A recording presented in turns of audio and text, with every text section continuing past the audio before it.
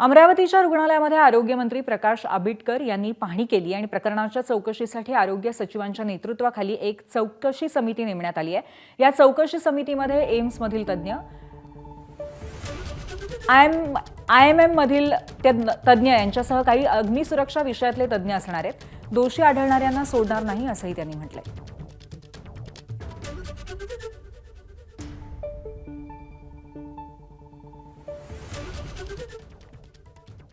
या आयुक्तांच्या खालच्या अध्यक्षतेखालील कमिटीमध्ये एका बाजूला MSCBचे आपले इलेक्ट्रिकलचे चीफ इंजिनियर असतील, दुसऱ्या बाजूला एम्स सारख्या संस्थेतले सुद्धा नामवंत असतील, DMERचे सुद्धा एक्सपर्ट असतील की ज्या कमिटीनं पुढच्या 8 दिवसांमध्ये या सगळ्या वस्तुस्थितीचा अहवाल आणि त्याच्याबद्दल प्रत्यक्षात कोण दोषी आहे याच्याबद्दलची स्पष्टता त्या अहवालामध्ये येईल। त्या अहवालानंतर जे याच्यामध्ये ज्यांनी याच्यामध्ये दुर्लक्ष केलं असेल, ज्यांच्यामुळे या घटनाक्रमाला जे जबाबदार असतील त्या सगळ्यांच्यावरती अतिशय कडक कारवाई करण्याबद्दल त्या अहवालाप्रमाणे आम्ही पुढे झालो। प्रफुल्ला बराबर बोल रहे हैं, सायरन तो पहले बजना ही चाहिए, उसके बाद स्प्रिंकलर की बात होगी। ये दोनों अगर नहीं हुआ है तो उसके लिए भी जो कुछ प्रॉब्लम है उस प्रॉब्लम के मूल तक जाएंगे और हम लोग उस पर कार्रवाई। मुख्य कारण कुछ मालूम पड़ा कि आग क्यों लगी? आज अभी हम नहीं कह सकते। कोई शासकीय यंत्रणेतल्या सगळ्या आस्थापनांच्या मध्ये मध्य टप्प्यात ज्या पद्धतीची भंडाऱ्याची घटना घडली, त्याच्याही पूर्वी काही खासगी हॉस्पिटलमध्ये घटना घडल्या, त्यानंतर ऑडिट आपल्याला फायर ऑडिट बद्दलचे आपले रूल्स क्लिअर आहेत। केवळ आपल्याकडे नाही तर प्रायव्हेटमधल्या हॉस्पिटलमध्ये सुद्धा याबद्दलची स्पष्टता घेतल्याशिवाय आम्ही सगळ्या त्या हॉस्पिटलला परमिशन देत नाही। अशा वेळेला शासकीय हॉस्पिटलमध्ये हे होण्यासाठी उशीर झाला असेल, फायर ऑडिटचं जे काय आपल्याला परत त्याच्याबद्दलचे सर्टिफाय करायला पाहिजे होतं त्याच्यामध्ये उशीर झाला असेल, तर या सगळ्या गोष्टींची सुद्धा या कमिटीच्या माध्यमातून चौकशी होईल। त्या चौकशीमध्ये जे यंत्रणांमधले लोक सुद्धा जर काय याच्यामध्ये डिले केला असेल, जाणीवपूर्वक दुर्लक्ष केलं असेल, तर या सगळ्या गोष्टी सुद्धा त्या अहवालात येतील। या दुर्घटनेवरती शरद पवारांच्या राष्ट्रवादीच्या नेत्यांनी काय प्रतिक्रिया दिली आहे पाहूयात। मध्यंतरीच्या काळामध्ये ज्यावेळेला अशा प्रकारच्या घटना घडल्यानंतर राज्य सरकारने पूर्णपणाने सगळ्या रुग्णालयांना तशा नोटिसा दिल्या, काय प्रिकॉशन घ्यायचं हे सांगितलेलं असताना सुद्धा, ते अधिकार राज्य सरकारकडे असताना सुद्धा जर अशा असलेल्या निष्काळजीपणामध्ये ज्या हॉस्पिटलमध्ये अशा घटना घडतात याचाच अर्थ फक्त घोषणा करायची आणि त्याची अंमलबजावणी करत नाही, यामध्ये नुसतं त्या रुग्णालयाला जबाबदार न धरता जे कोणी अधिकारी या संदर्भामध्ये दोषी आहेत, ज्यांनी निष्काळजीपणा केलेला आहे त्यांच्यावर कारवाई करणं गरजेचं आहे। एक वरिष्ठ अधिकारी प्रभात रहांगडाले यांच्या अध्यक्षतेखाली कमिटीचं गठन केलं होतं राज्य शासनाने त्यावेळेस, आणि त्यांनी आपला अहवाल ऑलरेडी दिलेला आहे सरकारला की अशा पद्धतीच्या घटना वारंवार घडू नये म्हणून काय काळजी घ्यायला पाहिजे याच्या बाबतीतचा अहवाल शासनाकडे दिला असताना सुद्धा तो अहवाल धूळखाट पडला आहे। त्या अहवालावर व्यवस्थित जर राज्य शासनाने पावलं उचलली असते तर अशा प्रकारची घटना अमरावतीला झाली नसती। त्याच्यामुळे जो अहवाल अजून पडलेला धुळका त्याच्या बाबतीत राज्य शासनाने योग्य ती पावलं का उचलली नाही हा महत्त्वाचा प्रश्न आहे। आमचं मत असं आहे की बाबांनो, एखादा व्यक्ती जर जबाबदार असेल तर निलंबित कशाला करता, त्याला घरी पाठवा, आणि जर एखादा कॉन्ट्रॅक्टर जबाबदार असेल तर त्याच्यावर मोठ्या प्रमाणात कारवाई करा, त्याच्यावर मनुष्यवधाचा गुन्हा त्याच्यावर तुम्ही टाका, आणि त्याच्याचबरोबर फक्त एका ठिकाणी ही घटना घडली म्हणून तिथं ऑडिट करण्यापेक्षा सगळ्याच हॉस्पिटलचं ऑडिट करायला काय हरकत आहे, आणि ऑडिट करून त्याच्यावर त्रुट्या ज्या काय असतील त्या कव्हर करून गेल्या पुढच्या 6 महिन्यामध्ये ही सगळी कामं आम्ही करून घेतो हे सरकारला सांगणं फार महत्त्वाचं आहे। आणि अमरावतीच्या या दुर्घटनेवरती काँग्रेस आणि ठाकरेंच्या शिवसेनेचे खासदार संजय राऊतांनी काय प्रतिक्रिया दिली आहे आपण पाहूयात। आता राज्याचे जे मुख्यमंत्री आहेत देवेंद्र फडणवीस, ते हे राहुल गांधीमुळे झालं असं म्हणणार आहेत का?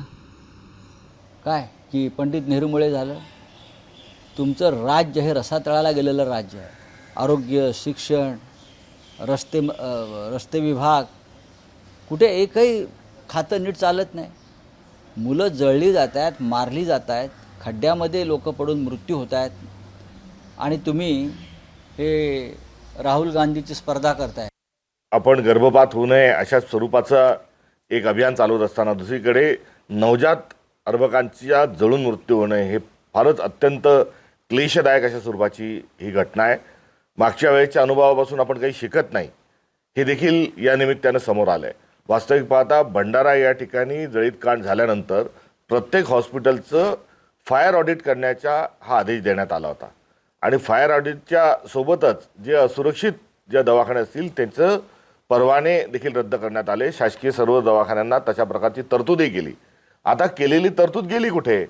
झालेलं ऑडिट जे आहे त्यामध्ये भ्रष्टाचार झाला का, असे प्रश्न या निमित्ताने कुठेतरी उपस्थित होतात. नवीन बिल्डिंग आहे. मी पालकमंत्री असताना ही बिल्डिंग बांधल्या गेलेली होती, बांधणं सुरू होती. आता मोठ्या थाटात नुसतं उद्घाटनं करतायत आणि हे कनेक्शन्स कोणी केले, त्या ठिकाणी इन्व्हर्टर सप्लायज कोणी केले, काय झालं, कधी सप्लाय केलेलं होतं, काय डेट होते, ते इन्व्हर्टर निकामी होतं का, मग काय इथं असं कसं ब्लास्ट होतं इन्व्हर्टर ब्लास्ट होतं म्हणजे काहीतरी टेक्निकल फॉल्ट त्या ठिकाणी राहिला असेल, मग त्याच्याकडे का दुर्लक्ष केलं. अमरावतीतल्या दुर्घटनेवरती आरोग्यमंत्री प्रकाश आंबेडकर, भाजपच्या माजी खासदार नवनीत राणा आणि राष्ट्रवादीच्या आमदार सुलभा खोडके यांनी प्रतिक्रिया दिल्या आहेत. पाहूयात. आता व्हेंटिलेटरमधून स्फोट झाला असंच तिथल्या कर्मचाऱ्यांच्या सुद्धा ज्या प्रतिक्रिया होत्या, आमच्या अधिकाऱ्यांच्या मधनं सुद्धा जे ऐकायला मिळते ते तसंच होते. पण माझं म्हणणं असं आहे की त्याच्याबद्दल एक टेक्निकल टीमचं जे काही ओपिनियन येईल ते अधिक महत्त्वाचं आहे आणि त्याच्यानंतर मग आपल्याला नेमका अशा पद्धतीचा स्फोट का झाला, कारण काम तर 2 वर्षापूर्वीच झाले, म्हणजे फार जुनं काम आहे असंही नाही आहे. त्यामुळे काम जर वेळेत झालं असेल तर मग नेमकं काय झालं हे सुद्धा आम्हाला बघावं लागेल. समिती नेमली यासाठी हे आता प्रत्यक्ष पाहणी आम्ही करतो, त्याच्यानंतर तिथं ज्या ज्या काही उपाययोजना करायला पाहिजे ते आपण करणार आहोत.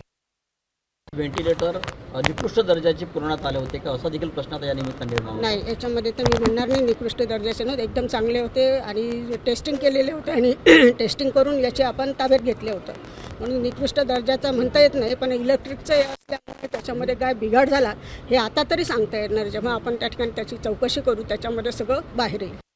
गरीब मुलं, परिवारचे मुलं इथे गव्हर्मेंट हॉस्पिटलमध्ये येतात आणि खूप विश्वास घेऊन येतात की आमचे मुलं जर याच्यामध्ये राहिले तर ते बरे होतील.